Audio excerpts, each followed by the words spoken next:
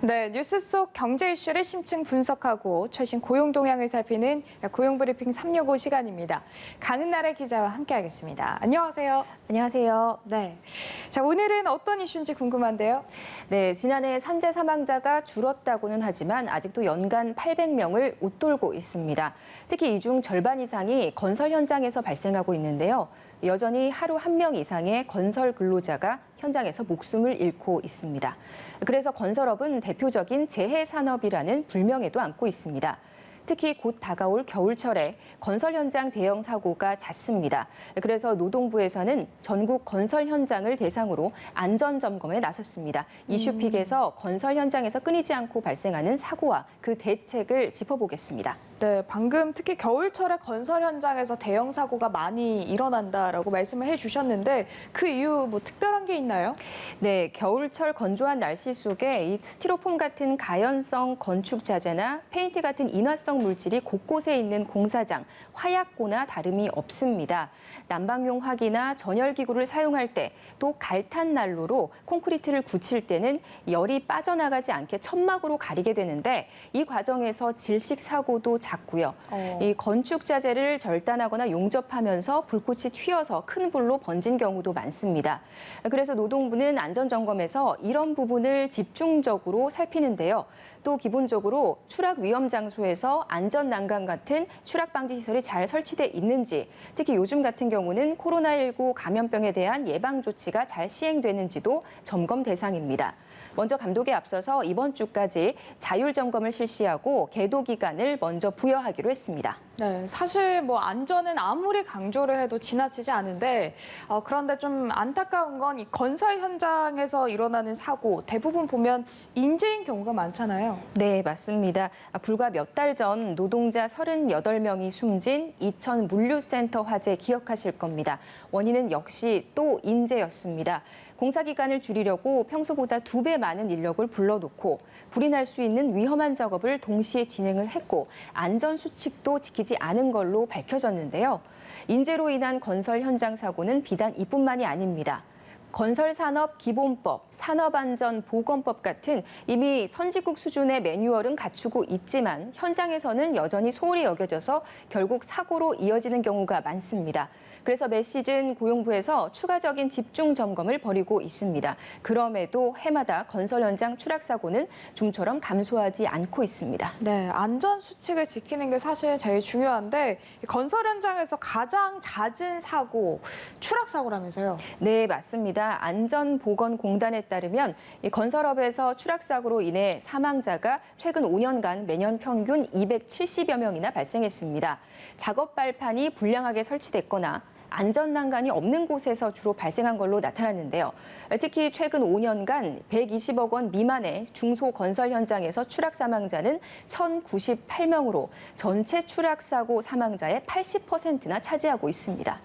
네, 보면은 이 대규모 건설 현장보다 소규모 건설 현장에서 좀 위험에 더 많이 노출돼 있다 이런 뭐 통계도 있던데 네. 그 이유는 저희가 어떻게 좀 분석을 해볼 수 있을까요? 네, 대부분 추락 사망 사고는 좀 전에 말씀드린 대로 작업 발판 자체가 불량하게 설치됐거나 안전 난간이 없는 등 기본적인 안전 조치를 마련하지 않아서 발생하는 경우가 많은데요. 특히 소규모 작업장에서는 비용을 줄이기 위해서 안전망을 설치하지 않는 경우가 많습니다. 게다가 120억 원 이하의 현장은 법적으로 별도의 안전관리자를 선임할 의무에서 면제가 됩니다. 그렇다 보니까 현장의 안전관리 자체가 소홀할 수밖에 없는 구조입니다. 별도의 견제 장치가 없다면 아무래도 안전이 뒷전으로 밀릴 수밖에 없는 거겠죠. 네, 그런 이유 때문에 사실 매해마다 고용부처럼 이 전문 기관에서 안전 점검에 나서고 있는데 그 효과는 좀 어떤지도 궁금한데요. 네, 고용부는 법 위반 사업장에 대해서는 사법 처리하는 등 엄중하게 조치하고 위반 내용에 대해서는 빠른 시일 내 개선될 수 있도록 행정명령도 내리고 있습니다.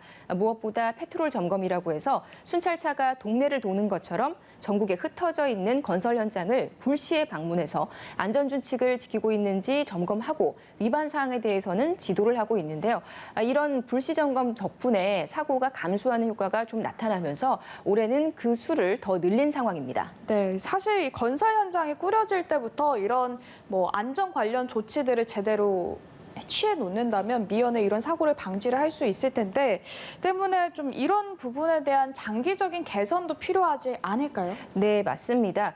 그래서 정부는 지원을 통해서 소규모 사업장에서 안전사고를 예방할 수 있도록 돕고 있습니다. 최근 한국판 뉴딜과 관련해서 이 상시 근로자 50인 미만의 사업장은 화재 폭발 예방을 위한 환기팬, 가스 측정기, 용접 작업, 불연포, 그러니까 불티가 옮겨붙지 않도록 방지하는 막, 이런 물품의 구입 비용을 지원받을 수 있습니다. 이 같은 지원은 공사장 같은 산업 현장에서 불을 다루는 작업을 할 때 안전을 확보하고 안전 수칙을 준수하는 분위기를 조성하는 데 큰 도움이 될 것으로 보입니다. 하지만 사실 근본적인 문제를 풀려면 문화를 바꾸는 것만큼이나 법적, 제도적인 노력이 반드시 병행돼야 할 것 같습니다. 그런데 지금도 보면 건설 현장에서 뭐 인명 피해가 생기거나 중대 재해가 나면 사업주나 관리자가 처벌을 받지 않나요? 네, 맞습니다. 하지만 그 처벌 수위가 높지 않다는 게 좀 문제로 지적이 되는데요. 최근 10년 동안 관련법 위반 사례로 기소된 사례를 찾아보니까 5,100여 건 정도 됐습니다. 그런데 이 가운데 불과 0.5%만 징역형을 받았고요. 대부분은 벌금형이나 집행유예로 그냥 풀려났습니다. 그래서 노동계에서는 사망 등 중대재해 발생 시에는 기업주를 형사처벌하는 것까지 가능하도록 이 처벌법 제정을 요구하고 있습니다. 여기에 정부는 추락사고 방지 대책으로 노동자가 추락 가능성이 높은 곳에서 안전띠를 매지 않고 작업할 경우 경고하는 스마트 안전장비 사용을 2021년까지 의무화합니다. 네, 바로 내년이군요. 뭐 이런 안타까운 일이 근로 현장에서 이제 더 이상 일어나지 않길 바라고 뭐 일도 중요하지만 무엇보다 중요한 게 우리의 생명 아니겠습니까? 네. 네, 안전 수칙 잘 지키면서 일을 하셨으면 좋겠습니다. 자, 다음은 유용한 경제 용어만을 쏙쏙 골라 소개하는 뉴워드 시간이죠. 자, 오늘은 어떤 단어인가요? 네, 최근 도심 곳곳에서 전동 킥보드를 탄 사람들을 어렵지 않게 볼 수 있죠. 스마트폰 어플로 제공하는 공유 서비스를 통해서 쉽게 대여가 가능하기 때문인데요.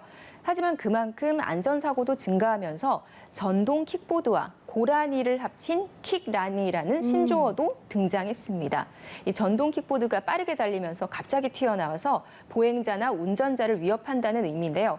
비슷한 의미로 도로 위 무법자로 불리기도 합니다. 네, 전동 킥보드 보면 속도가 굉장히 빠르던데 최근에 뉴스를 보면 이런 전동 킥보드 관련 사고들이 굉장히 많더라고요. 근데 보니까 이게 다 안전 수칙을 안 지켜서 네. 생긴 그런 사고들이 대부분이던데요. 네, 맞습니다. 지적하신 것처럼 그 안전모 미착용은 물론 두 명이 한 대의 킥보드 위에 올라타거나 또 도로를 역주행하는 경우도 심심치 않게 볼 수 있습니다. 심지어 술을 마신 뒤 귀가할 때 킥보드를 이용하는 경우도 있는데요. 이 최근 5년간 전동 킥보드에 대한 민원 건수도 증가했고 사고 발생 현황도 증가세로 나타났습니다. 그런데 다음 달부터는 규제도 완화가 됩니다. 현재 전동 킥보드는 법적으로 원동기 장치 자전거, 쉽게 말해서 소형 오토바이로 분류가 됩니다. 때문에 운전면허가 있어야 하고 또 반드시 안전모 같은 보호장구도 갖춰서 차도로만 다녀야 하는데요. 하지만 앞으로는 전동 킥보드가 자전거 도로를 달릴 수 있고 또 13세 이상이면 면허 없이 누구나 탈 수 있게 됩니다.